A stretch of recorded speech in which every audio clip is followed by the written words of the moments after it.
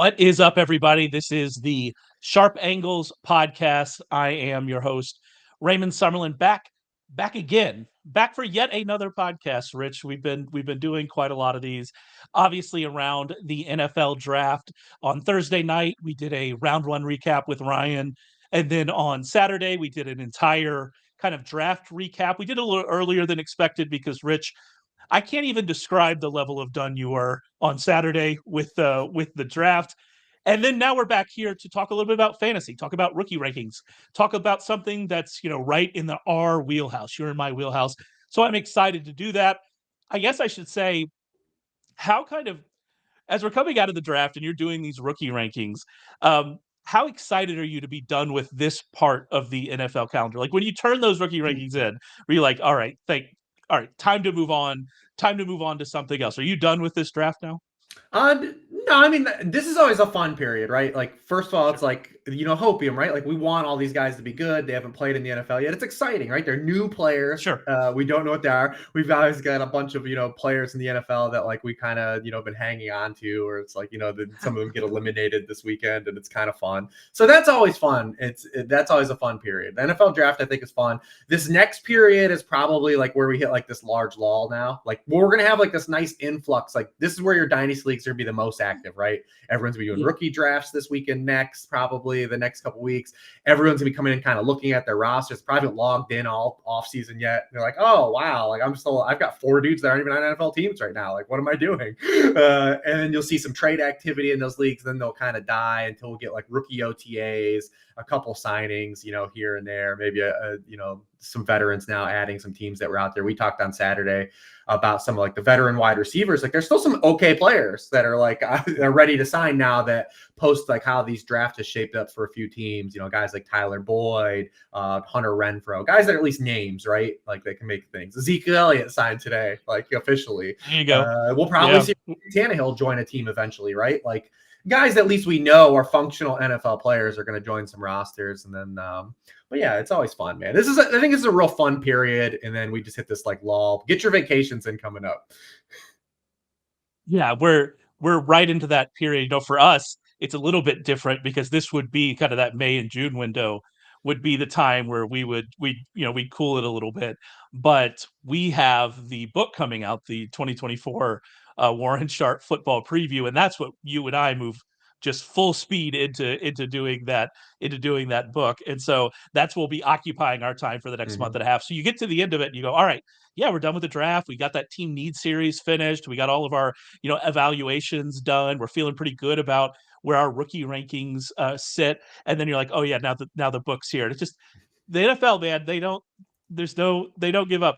And they're now thinking about, or what Goodell wants to move another week and get us to President's Day, right? With the Super Bowl, which, are they still going to have the combine that kind of last week in February? Is there going to be any space between the Super Bowl and combine anymore? Like, it's all become compact together. And it's been interesting. It's been a run. Either way, we're gonna have a lot of stuff available. We already have a lot of stuff available at Sharp Football Analysis on the draft.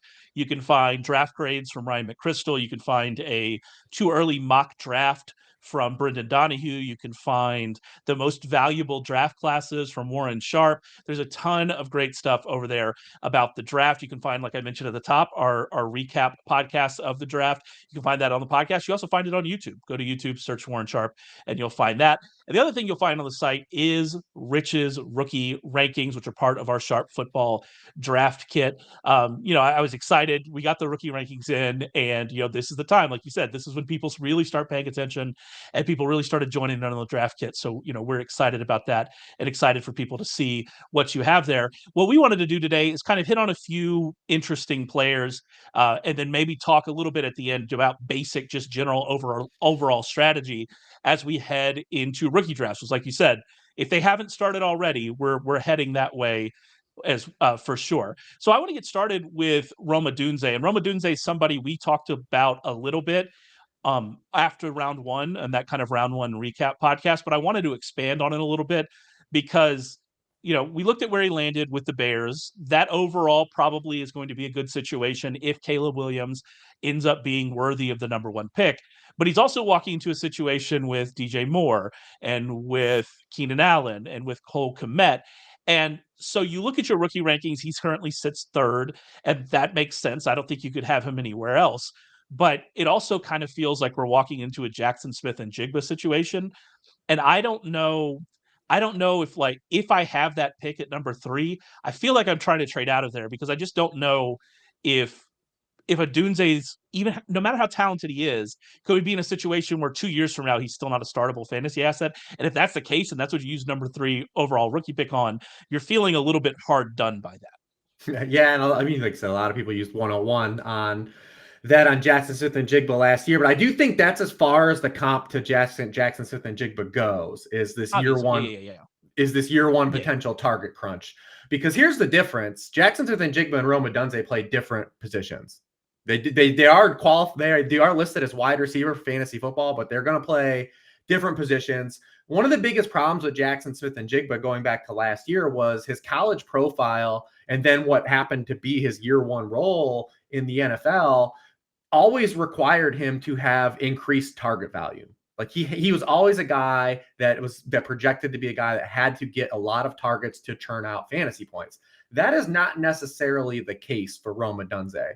You know, if Rome Odunze ends up with the 93 targets that Jackson Smith and Jigba had in year one, he's going to score a lot more fantasy points than Jackson Smith and Jigba did as a rookie by default of something we talk about all the time. It's kind of like a hallmark of the show now. Like he's going to be getting targets that are more saturated in that fantasy fat, man, those high calorie targets that he's going to get. So like you look at Jackson Smith and Jigba, I mean, he only averaged 6 air yards per target last year, 25th out of 27, rookie wide receivers, 36% of his targets behind the line of scrimmage. Those are not the targets Rome Odunze is going to be getting. It's funny if you want to draw like parallels of like projecting the 2023 Seattle Seahawks onto the 2024 Chicago Bears, who did hire Shane Waldron. Like the guy who you would say might get kind of squeezed out in this situation based on role would be Keenan Allen. But I don't think that you can also project that onto this team because it's a different quarterback. It's a different style of quarterbacks, different style of wide receivers. Keenan Allen has a proven target earner. But I mean, Odunze does also, like where he wins, does gel with kind of like where Caleb wants to win and where he wanted to win in college as well. Caleb is a guy that wants to extend plays, do a little big game hunting, a little bit of himself. He's not necessarily like kind of a check down guy. So it's like probably another run where DeAndre Swift, like we're never going to probably see that receiving ability like DeAndre Swift kind of showed earlier in his NFL career. Last year he went to the Eagles, who just don't throw to running backs, played with a mobile quarterback. He's playing with another quarterback that wants to extend plays and doesn't check down a lot. We saw this with Marshawn Lloyd at USC, who had good receiving efficiency per target, but also just didn't get a lot of targets because that's not Caleb's game, man. Caleb is going to scramble a little bit more. He's going to extend plays. He wants to push the ball down the field, and that lines up with Odunze. Now, what happens with Odunze in context of this draft class, though, is where a lot of people, I think, were considering him near Malik Nabers and Marvin Harrison, is this does distance him from those two players who walk into clear alpha roles in the NFL. They're going to be the number one wide receiver targets on their team. And what that does in turn offers more of a potential arbitrage opportunity for guys like Brian Thomas or Xavier Worthy to be near Rome Odunze, where he was distance from those guys pre-draft. So like you said, having 103 now does become a little more nebulous with Odunze, where you're still high on him, you're high on the ceiling potential, you like the fit, you like the player, but it does open up the gap now between him and Marv, and then closes the gap between, I think, Brian Thomas and Xavier Worthy, or they close the gap on him a little bit, which does, kind of like put you into like a little bit of a quandary of saying like, all right, now I have to thread the needle, whereas like I thought I had like more of a safer player. Yeah, absolutely. I'm looking at it kind of in tiers. And I don't know if Odunze's in the same tier as someone like Brian Thomas and Xavier Worthy, because obviously he was a top 10 pick, which does mean something. There's a difference between being Oh a yeah. top 10 pick and a first round pick. That draft capital does mean something. And I mean, obviously, like Odunze is a player, and like you said, he does have those full fat, those beef tallow targets. He's going to get them because of just the way he plays and the kind of profile that he has. But I also think about, if he has a really good season at 90 targets, does that season look like Cortland Sutton's season from last year? And if that's the case, then he's going to be usable as a rookie. But then in year 2, you say, well, in year 2, Keenan Allen's going to be gone, and that may very well be true. And if that's true, you're going to be really excited, I think. But the argument we had with Jackson Smith and Jigba, and the reason I bring this up and make these comparisons, is the argument with Jackson Smith and Jigba was, well, Tyler Lockett's going to be gone next year. Well, here we are, and Tyler Lockett's not gone. Tyler Lockett's still going to be there for another season. And as you get further into these careers, and further kind of in wide receivers, obviously not as important for that early career production as running backs, but you still want to see early career usability. And so it adds some concerns. Now, Rome Odunze still should be the number 3 pick, the 103 in non-Superflex drafts. I'm not making that argument at all. But I think your point, I think thinking about it in tiers really is a good way to think about it. Whereas he may have been maybe not in that first tier with Nabers and Harrison, he'd be really close to it. And now he's much closer to that other one. And that creates a loss of value for that 3rd pick without even changing the player that you're drafting or without even changing, where you're picking it. And that's, it's a tough situation. Speaking of those two, you have to, but not. I'll get to the pros. Yeah. I also want to spin this Bear situation into just kind of a larger dynasty talk too, like about that overall situation, because we talked about Odunze, like even if Keenan Allen's gone, DJ Moore is still going to be there. And that's another element here, because we've seen guys that we know moonlight as wide receiver ones, T. Higgins, Devontae Smith, Jalen Waddle.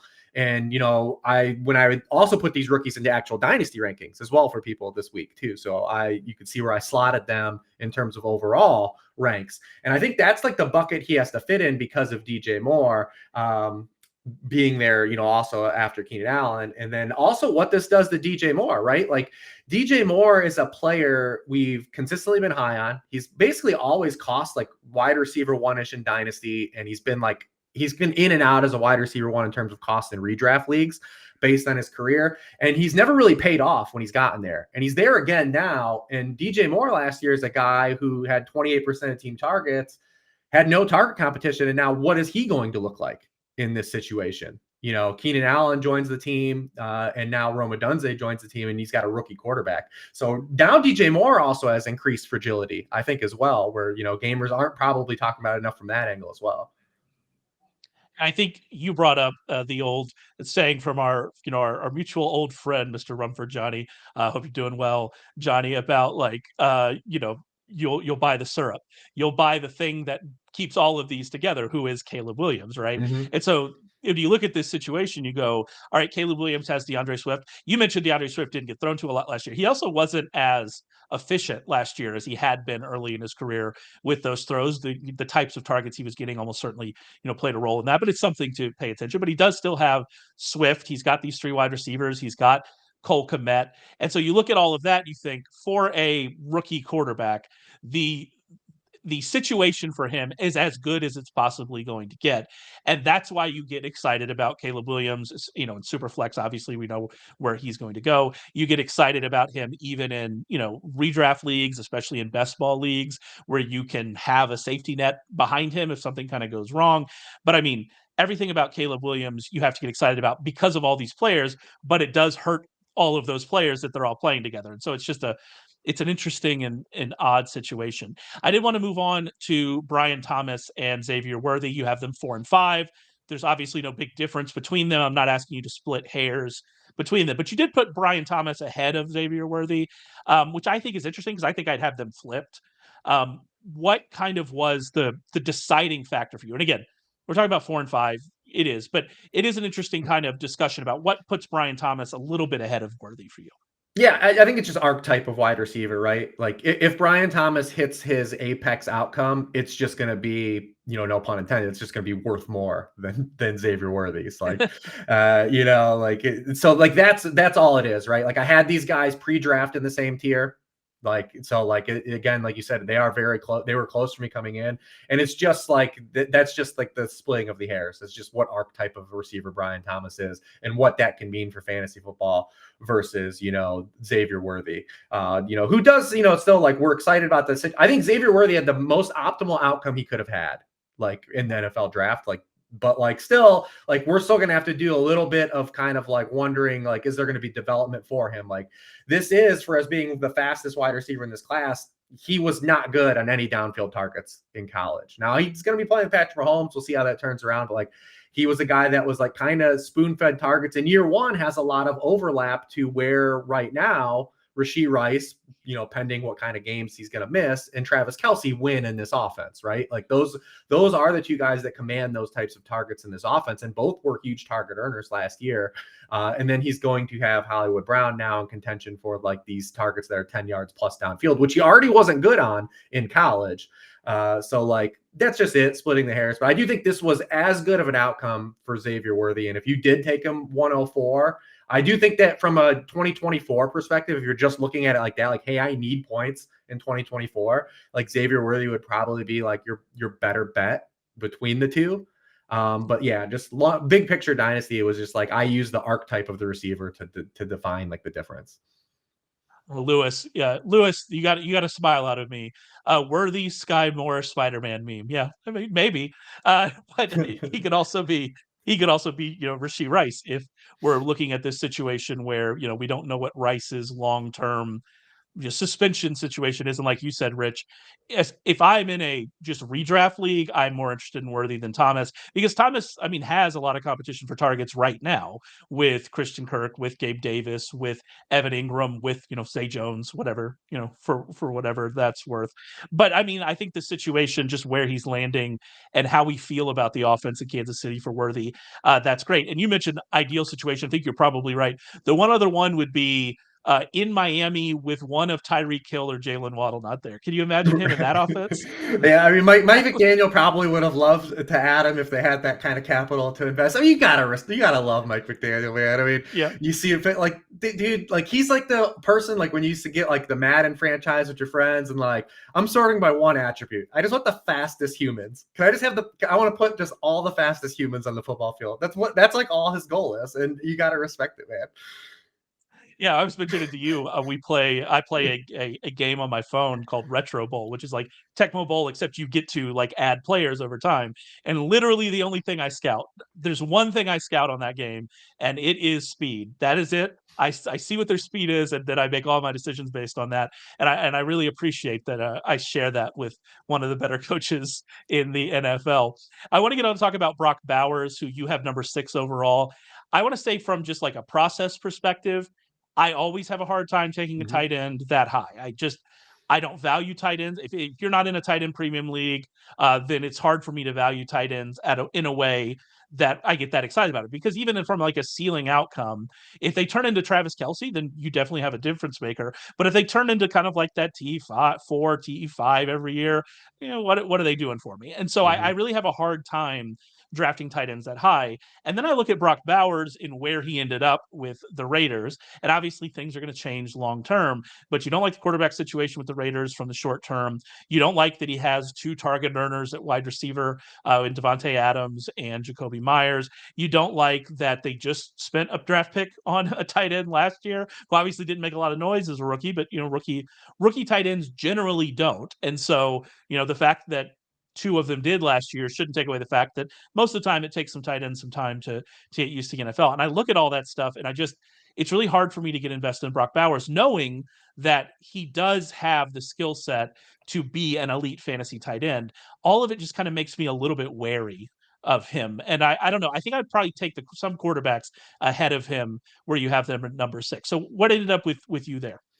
Yeah, I mean, it's a default of this class. Like, you already were talking about being wary of 103. Like, so like, Yeah, we're getting exactly. to 104, 105, Exactly. 106. I mean, something I've been harping on the entire length of this process was this rookie class was not probably as good as people thought it was. It was just really good at the top. But when it comes down to when you're drafting Brock, when you're in the spot, right? Let's just say you're at 106 and beyond. What it comes down to is basically Brock Bowers or one of the 2 quarterbacks, and we're talking 1 quarterback leagues.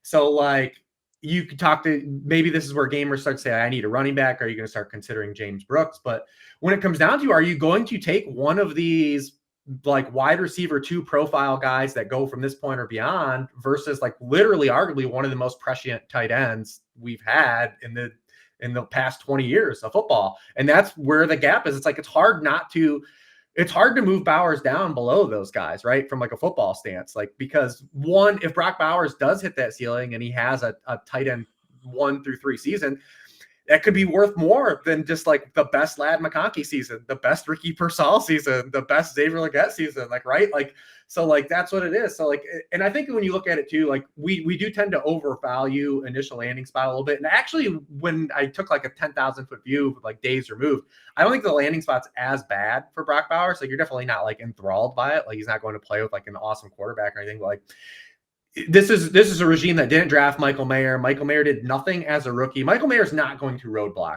Brock Bowers. He's just not.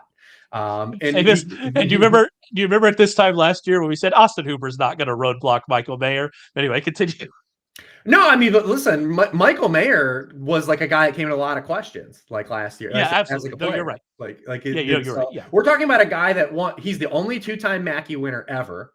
All these players that got drafted from Georgia, as an 18-year-old, he had more yards than all of them. He was on a team with A.D. Mitchell. He was on a team with Ladd McConkey. He's on a team with Jermaine Burton and like was better than all these guys. And then you talk about like, so I just think it's a default to where this class is like, how could you like, you said, if I'm on the clock and you're like, I'll take one of the quarterbacks, like in a 1 quarterback league, like, sure. I mean, like, what are you really going to get though? Like, it's like, I just think it's a default to where this class is like, you can't really like, you don't have to feel good about taking a tight end. And I don't really always, I play like you, like last year I ended with a lot of Sam Laporta, who was the tight end 3.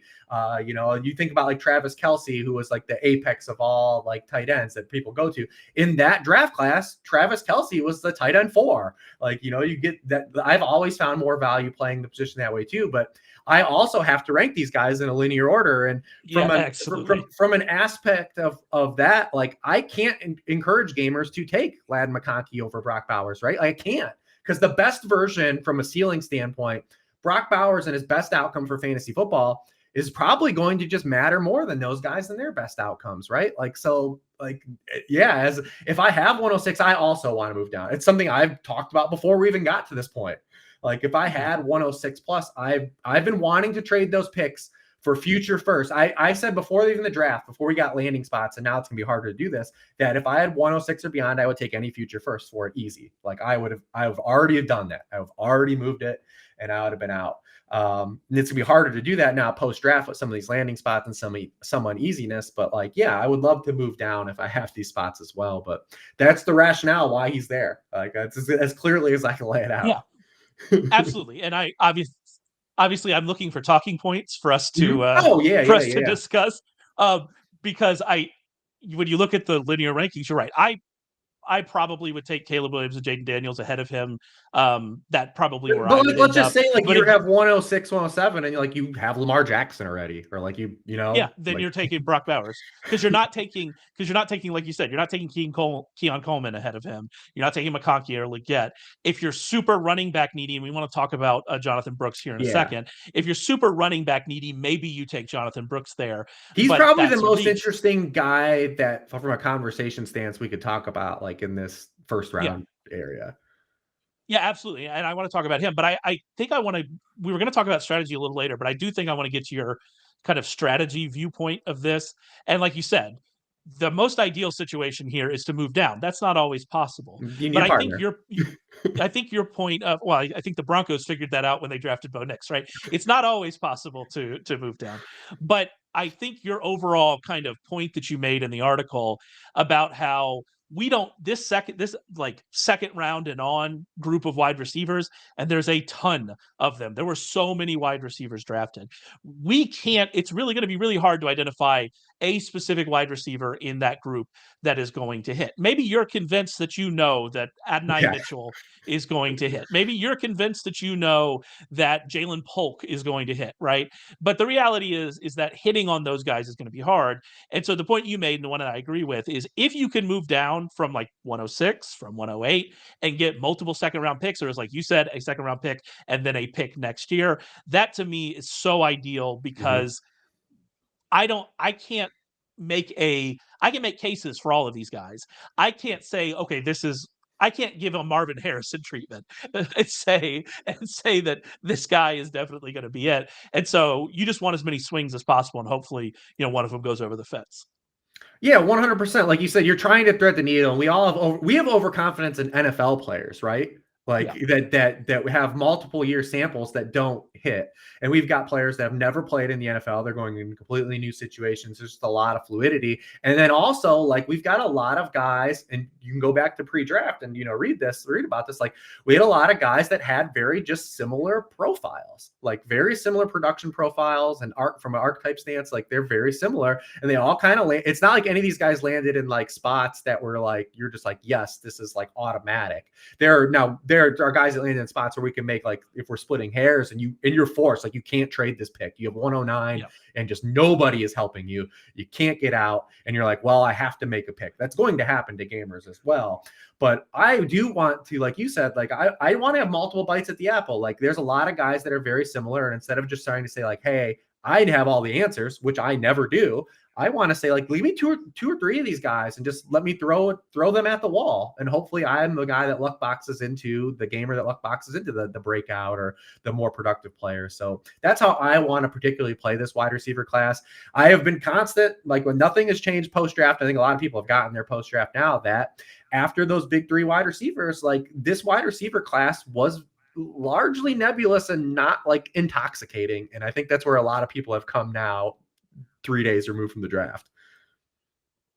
And even if you have your favorites, if you could move around and get those favorites and take a shot, like, one of somebody I will have on a lot of dynasty teams is Roman Wilson. I really like Roman Wilson. I am not as infatuated with the offensive situation he's going to, but I think he's going to fit well into that offensive system. And I like Roman Wilson as a player. Ryan McChrystal had him as his wide receiver 4 in the overall draft, and I take Ryan's opinion on those kinds of things pretty seriously. And so I'm gonna have a lot of Roman Wilson, but I'm not confident that Roman Wilson is definitely going to be better than Troy Franklin or Malachi Corley or whatever. Pick a name, right? I'm not that confident in it, and so you just kind of have to hedge your bets a little bit, I think, on some of these guys. Yeah, and the wild thing, like you talked about, was like you typically will see, like, draft capital delineation from like tiers that were pre-draft highly, right? Like, people will be like, I had this guy, and this guy in the same tier, but then draft capital really has a lot of disparity between those players, and it's easy to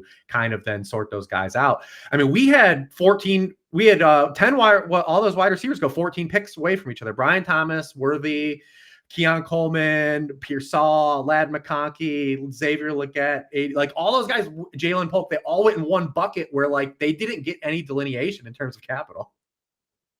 Yeah, and I mean, it was 16 in the first 3 rounds, which is a massive number, and then we had a lot at the top of the 4th round too. If you want to, kind of 2 or 3 more at the top of the 4th round, if you want to kind of throw that in there. And so they were all just together, and so I think I was hoping the NFL would do it for me and would like spread these guys out and would say, okay, so this is how we view it. But I had no even thoughts of Ricky Pearsall going in the first round. There were rumors and everything like that, but like that, so that changes things obviously with him going there. And so it's an odd situation. You brought up Jonathan Brooks. I do want to talk about him because I think he is, like you said, I think he's the most interesting kind of these first round potential picks in rookie drafts. I guess the question is, and we may have already answered this, how high can an RB needy team take him before you think you're giving up too much value? We talked about there at 106, maybe. Is that kind of the limit of how high you're going to take him before you feel like you're really losing value on, a guy that certainly has some question marks heading into his rookie season?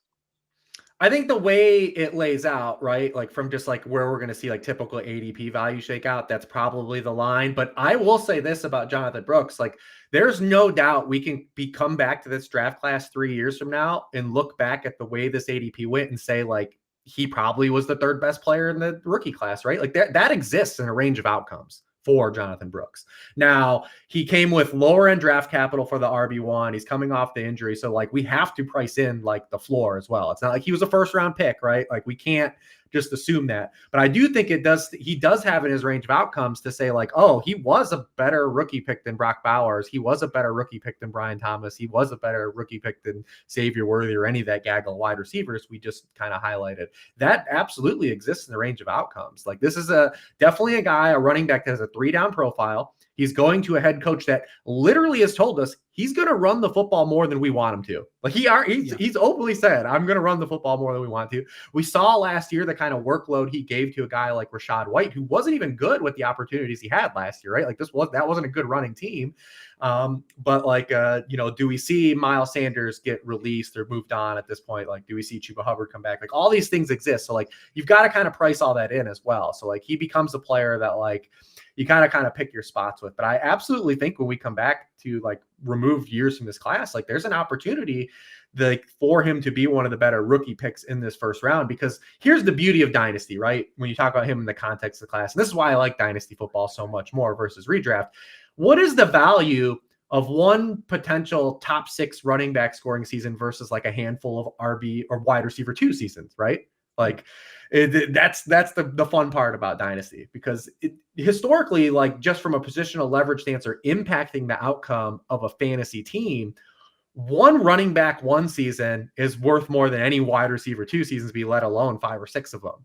And that's what makes it fun. That's, I think, what makes Jonathan Brooks such a fun conversation piece. I think that's what makes like dynasty football so great. And, kind of going to put some people in like a box here, especially if they need running backs. But like you said, you don't want to like spite your value either. Like you might be a team that you might be at 103 and have a dire need for a wide receiver or running back, that is. But like, you've got to try to find a way to like get back into like a couple picks, right? Like a couple picks, and then try to maybe get them. But like, you need a dance partner too. Like we said, like all these things have to play out for you. So it's a real tough spot to be in, but I think that's what makes Jonathan Brooks such a fun conversation piece in this class. So I have 2 things I kind of want to add to what you were talking about. The first is, so I play in a dynasty league that this is our like 22nd year or something like that. We've been in this league for a very, very long time. A bunch of people that, I grew up with, and in a very Southern way, a bunch of people I went to church with. There's a good Southern reference for you in the podcast. We got to get one in there every time. But that league tends to be a little more like what I consider a normal home league.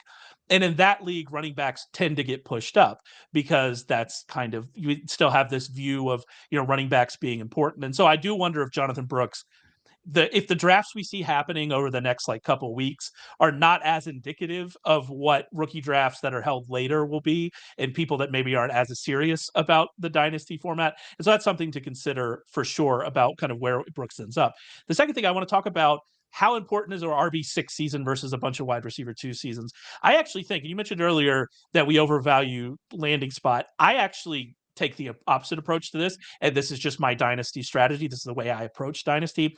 I think there is a far too large view on what might happen in 3 years versus trying to predict what will happen this year. And we already can't predict what's going to happen this year. We're not good at it. We can do our best, but we already are bad at predicting what's going to happen this year. Trying to predict what's going to happen in 3 years is just impossible. We have no idea. Everything can change by that point in time. And I think people get stuck in trying to play for the ceiling, the 3 years from now ceiling of what could happen to a player. And sometimes it works out. Like obviously this can work out. But instead, I think if you focus a lot more on the short term in dynasty, you will have better long-term success because you are going to actually have winning teams, and winning teams is what you're going for. And so I actually think landing spot plays a big role. I think the first 2 years on your dynasty roster is important, and what they're able to provide you in those first 2 years, and the first year especially when that's more predictable, is important. And so it's possible that I put far too big of a value on landing spot, but I also would much rather very often trade picks for players that are already established. That I think that these rookie picks tend to be, especially like you mentioned, not now that we actually know the players attached to them. It's so funny. That's actually a funny thought exercise. Once we know the players that are going to go there, the value of the draft picks go down. What that should tell you is that the value of the draft picks before the players were there was too high. You should probably trade them.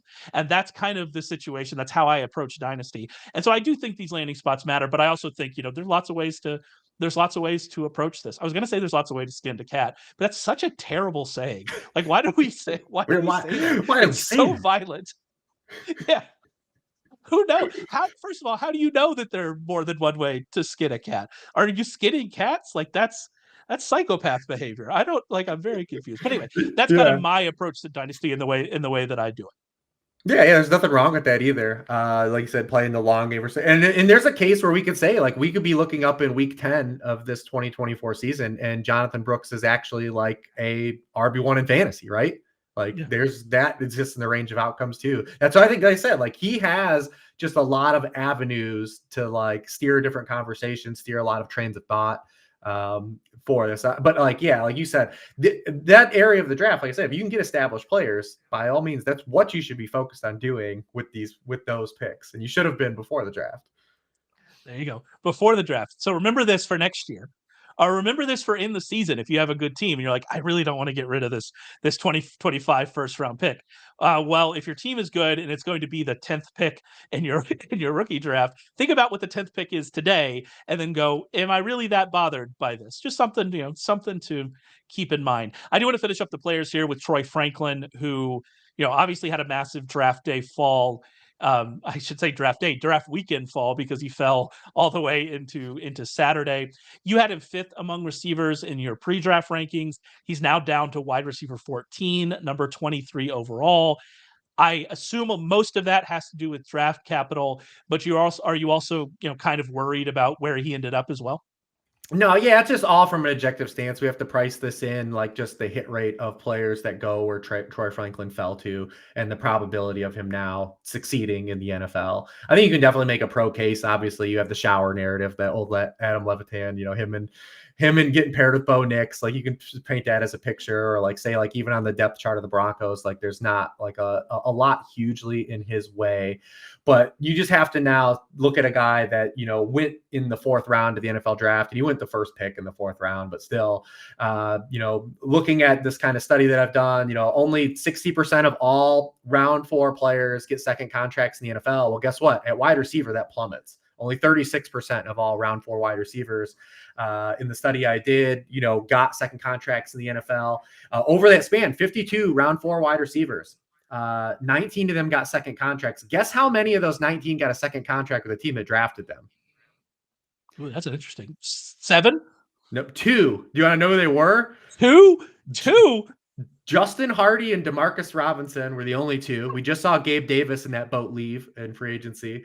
And then you talk about from a fantasy stance, we talk about those guys. If you want to open it, well, first let's open it up to the whole day 2 guys. It's not even like, we'll just open it up, and only 36% of all day 2 wide receivers get a second contract in the NFL. Only 17% of those guys get a second deal with the team that drafted them. And for fantasy football, day 3 wide receivers in the entire 2000s have an 8% hit rate to have a top 24 season within years 1 through 3. So like we have to price all that in with Troy Franklin. Now I will say this, he was a guy I probably wasn't going to end up with very much of in rookie drafts, because of I assumed he was going to be in that gaggle of like, top 40-ish picks, right? And slide into those rookie draft spots that I said I was trying to get out of. Now that he's probably going to be like a 2-3, I'll probably just like throw some blind darts like at that area, because of the profile he had entering, right? Like he looks a lot better from an objective stance than a lot of players that are drafted where he is. So therefore I will just throw that into the bucket and say like, all right, I got this 3rd round rookie pick. It probably won't be good anyways. I'm going to use it on a player that at least looks better than other picks that usually go in this area. So, but we have to price in that like he's dead. We have to. Yeah, no, like you laid out all the numbers. I can't believe it was 2. 2 is I can't believe that one of and they the weren't 2 even good. was Justin They weren't Hardy. even good players. Like that's the wild part to me, is that he was one of the 2. But yeah, so you're right. Like the draft capital, we have to pay attention to it. But to your point about like how much he's probably now going to cost in rookie drafts, we'll have to see how it all plays out. Right. Some people who really loved him pre-draft and is not going to want to change their mind on him will still reach for him, and you're not going to end up with him. But if he ends up probably where he should in rookie drafts, the likelihood of that pick turning into a great starter for your dynasty team are also relatively low. And so you can take shots on outliers there. You don't want to take a shot on extreme outliers or potentially extreme outliers in the first round, but in the end of the second round, the beginning of the third round, if you're taking a shot on an outlier, that's fine, because those picks very often fail anyway. I wish I had I wish I had the ADP from last year up so I could see who went at the end of the second and the beginning of the third round in rookie drafts. I'm sure there's some big hits in there, but it's always a bit of a crapshoot. I do want to talk kind of from that perspective. Talk a little bit about strategy here. We mentioned the wide receivers. We talked a little bit about kind of how to handle Jonathan Brooks. I do want to make mention of Superflex. We have as part of our rookie rankings, you have Superflex rankings in there. I know Superflex, is becoming an even larger part of Dynasty every single year, and it's definitely an important thing to talk about. So, I mean, when we're talking about the first, 2 picks, that seems like that's pretty locked in. But what are you doing with the rest of the quarterbacks in Superflex leagues? Yeah, and this kind of conversation has like a couple different angles because, well, one, we've seen just the since the onset of Superflex and 2QB leagues have gained popularity, it's like overplayed, right? We see this all the time in the Scott Fishbowl, right? Like I brought up, last year, like I was in my draft, I had pick 111 in the Fishbowl and I got Christian McCaffrey, and like he went after guys like Daniel Jones and like, this like Trevor Lawrence, like dudes like that, like these kind of what tight end premium, what Superflex does is it makes the really good players at those positions more valuable, but it does not make the very average to good players more valuable. And people inflate very average to good players in those positions due to those formats. And that's something we haven't seen gamers like correctly calibrate for. If you do your FFPC drafts, you see this all the time. Like when you see a lot of purple on the board, way before there should be purple on the board, the tight ends and those tight end premium leagues. And that happens in these Superflex leagues. But also from like a rookie perspective, like their currency, these quarterbacks are currency. They don't lose year 1 to year 2 value because starting quarterbacks are a finite resource in these leagues. So they always hold a lot of positional value as well. So you kind of have to play like from an angle of like, all right, I know the rest of my league's going to value these guys, but also these guys like JJ McCarthy, Bo Nix, like these guys are not going to be like valuable in the context of the quarterback position.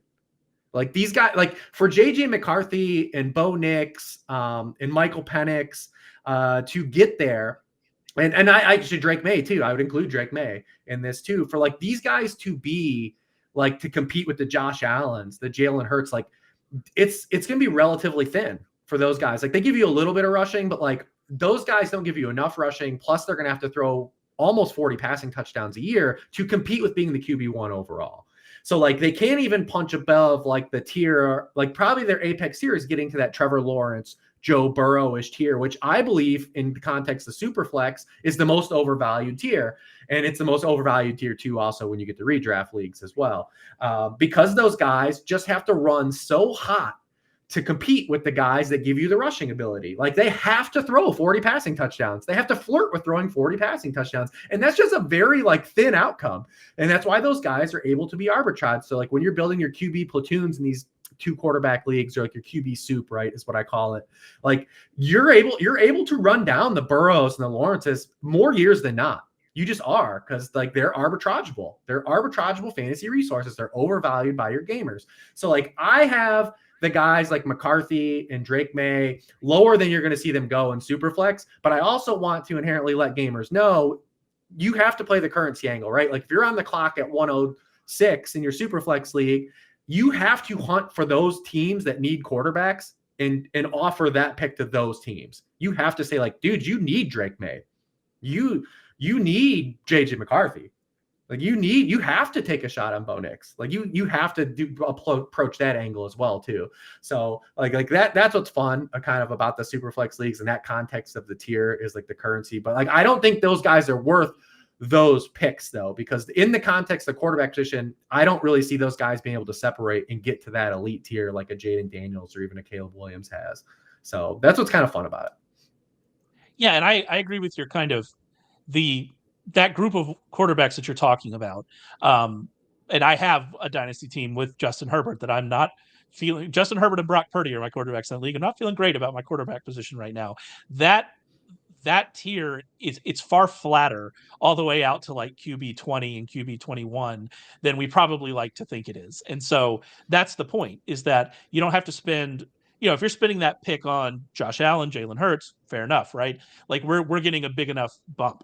But if you're spending it on Justin Herbert, even especially Justin Herbert this year, then the difference between him and who you could have gotten a few rounds later, even in Superflex, is different. And so I think it's important to think about. I think I am probably going to end up a little bit higher on JJ McCarthy just because of the situation he ended up in. However, like if he ends up just being Kirk Cousins, that's still part of that group that you're talking about. That's part of that group of just kind of flat, kind of just a very flat tier of quarterbacks where you can get pretty analogous production from. And so I think that's certainly a fair point. It was a nice I one. want to finish. What'd you say? Analogous was a nice one. I like that. I didn't have that one on my card Analogous. today. Yeah. Oh, you didn't have analogous.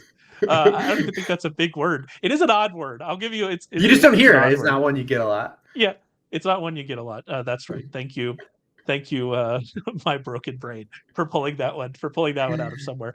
I do want to finish up here with top targets. That was something you did in the rookie rankings that I thought was very good because you talk about this all the time with rankings. Rankings are tough because you have to have Rome Odunze at third. You just do. Like that's the way it works. You have to have Brock Bowers at sixth. That's how rankings work. But you're not maybe as excited about getting them there. And so really what is important to think about is who am I actually targeting? And if you know who you're targeting, then that allows you to more freely move around the draft, I think, and make trades that you want to make because you don't feel like, okay, am I losing too much value? You're going, all right, this is the person I'm targeting, and this is why I'm making this move, which makes, I think it makes trades a little bit easier to value. And so I think that those targets are important. So I don't want you to give them all away, but who are, say, a couple, three players that you're really targeting here in these rookie rankings? Yeah, and that's right. And that's what a lot of people lose in the context of like rankings or even people that have to create rankings and like consumption, because it's always one of these big like hot topics for me. If you listen to me and Matt Harmon did a podcast actually on Yahoo about like rankings and the fallacy and like why all of you consumers value them and you shouldn't value them to the degree that you do. But yeah, I mean, like you said, if you're trading to like certain picks, you're trying to get to certain buckets because you're saying like, yes, I want Trey Benson, right? Like you can say like, I want Trey Benson, but like I have this pick. I'm not in an area where I'm going to draft him. So like you jostle your draft picks around that area to where like you would get Trey Benson at value, right? Guys like that. I think when it comes down to this class, like you kind of brought up his name a couple of times, that I don't think people are going to like value where he was drafted and probably his landing spot because of the, just the New England wide receiver, like historical FOMO. Like it's just like I'm not taking a New England wide receiver. It's a new regime, new quarterback, all that stuff. But I think people are not going to like value Jalen Polk, right? I think a lot like how Jahan Dotson wasn't kind of valued a couple years ago, like for his draft capital. And, granted, year one looked good, year two looked bad. Like you're going to have that. But I think Jalen Polk's a guy that like I don't see him really ever getting into the first round of any rookie drafts, right? He's probably going to always go after like the Persauls, the Colemans, the Lad McConkeys. But like he was drafted right around those guys. And like opportunity exists for him.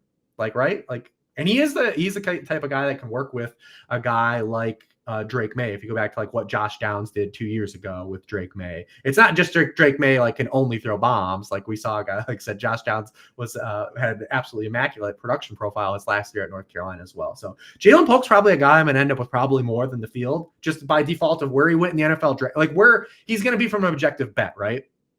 He's probably going to be like a high 2.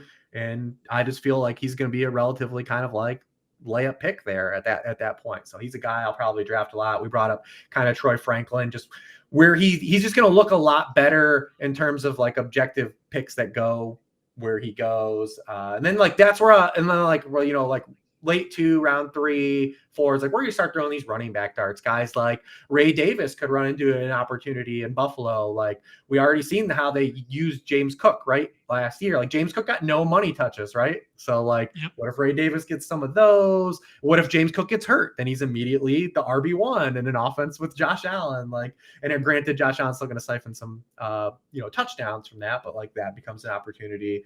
Guys, I was just high on. I have a stat here for you for Ray Davis off the top of my head.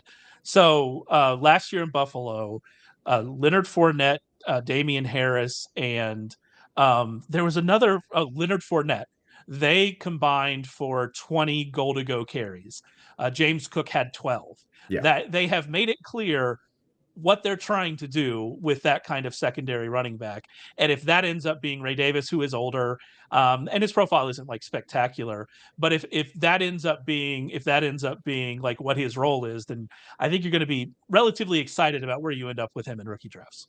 Yeah, and you're not trying to be bullish necessarily on these guys, especially in context of this class, but you have to look at some of these guys like Ray Davis or Kamani Vidal. Like these guys are a play away from mattering. Like they're a play, like the way they fell on the depth charts on their teams, like they literally are like a play away from just like contributing a lot more than we could assume. And if you just even get 1 year out of a guy with a 3rd or 4th round pick that is like tangible, like you're not going to get, like, you can't just hunt for Puka Nakuas, man. Like those don't happen. Like you luck box into those.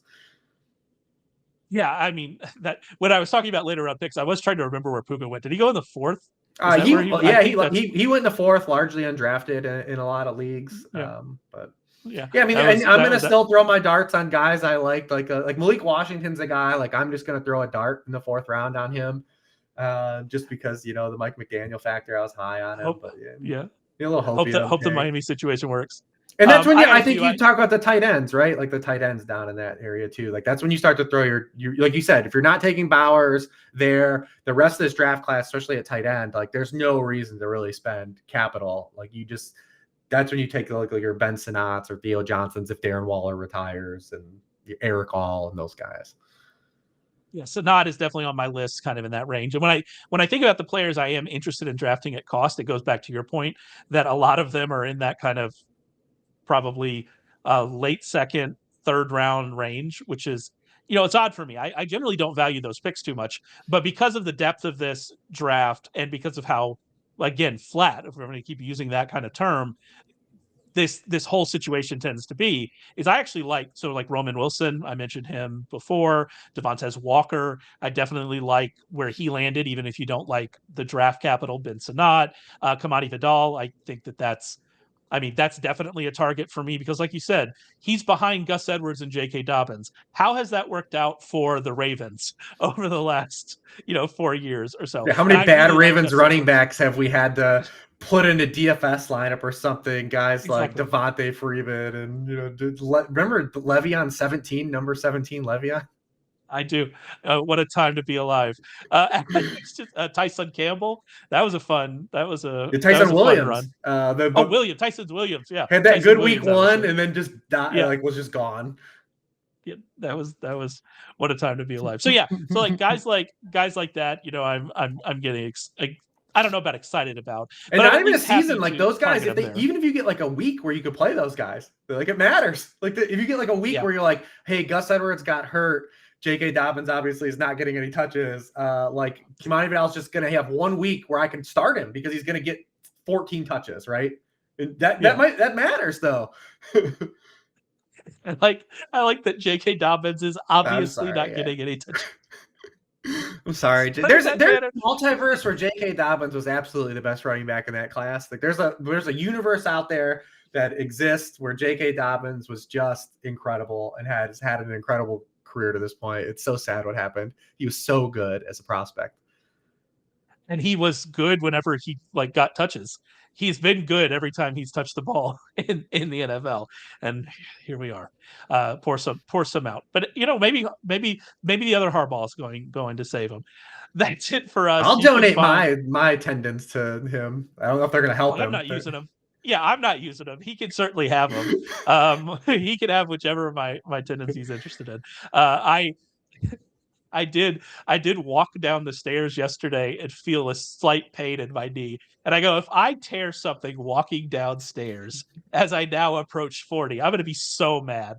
I would be, of all the dumb things I've done, of all the sports I've played at my size, I should not have been at my size going out and playing soccer for, an hour and a half. That's not something I should have done. If I did all of that stuff and then I hurt my knee walking downstairs, that might be it. You might not see me again, Rich. That might break me.